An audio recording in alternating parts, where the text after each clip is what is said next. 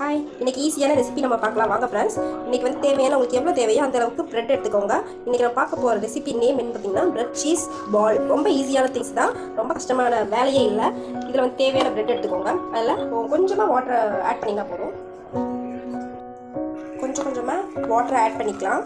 நிறையெல்லாம் water add பண்ணிடாதீங்க. இப்படி உங்களுக்கு கொஞ்சம் ஆட் பண்ணாலே உங்களுக்கு அது வந்து வாட்டர் வந்து கண்டென்ட் வந்து ஃபார்ம் ஆகும். ஓகே, இந்த மாதிரி பக்குவத்தில் நீங்கள் ரெடி பண்ணி வச்சுக்கோங்க. ரொம்ப ஈஸி தான், ரொம்ப கஷ்டம். அந்த வாட்டர் மட்டும் நீங்கள் பார்த்து ஆட் பண்ணிக்கோங்க. இப்போ இதில் கொஞ்சம் பால்ஸ் மாதிரி எடுத்துட்டு நான் வந்து இதில் மில்க் மிஸ்டு சீஸ் வந்து ஆட் பண்ணுறேன். உங்களுக்கு எந்த சீஸ் வேணுமோ அதை இதில் வந்து நீங்கள் சேர்த்துக்கலாம்.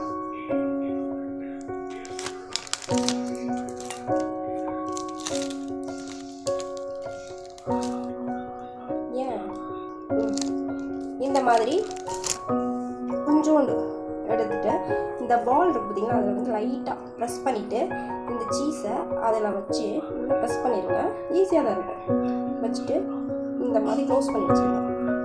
அவ்வளோதான். இப்படி வச்சு நல்லா ரோல் பண்ணிக்கோங்க. அவ்வளோதான். இந்த மாதிரி எல்லாத்தையுமே இங்கே இருக்க ப்ரெட்டை வந்து இந்த மாதிரி செஞ்சுக்கலாம். ஓகே ஃப்ரெண்ட்ஸ், இந்த மாதிரி நான் பால்ஸ் வந்து ரெடி பண்ணியிருக்கேன். இதுக்கப்புறம் இதை வந்து நம்ம வந்து ஆயிலில் வந்து போட்டு பொரிச்சு வச்சுக்கலாம். ஓகே, இப்போ ஆயில் வந்து நம்ம ஊற்றியாச்சு. கொஞ்சோண்டு ஆயில் வந்து ஊற்றினா போதும். இதுக்கு பார்த்தீங்கன்னா ஸ்டவ்வை வந்து மீடியம் ஃப்ளேமில் வச்சா போதும். ரொம்ப ஹையெல்லாம் வைக்கக்கூடாது, இல்லைன்னா ப்ரெட் எல்லாம் சீக்கிரம் கருகி போயிடும். அது கொஞ்சம் நேரம் மீடியம் ஃப்ளேமில் ஆயில் ஹீட் ஆகட்டும். இப்போது நம்ம இந்த பால்ஸ் வந்து ஆயிலில் போட்டுக்கலாம்.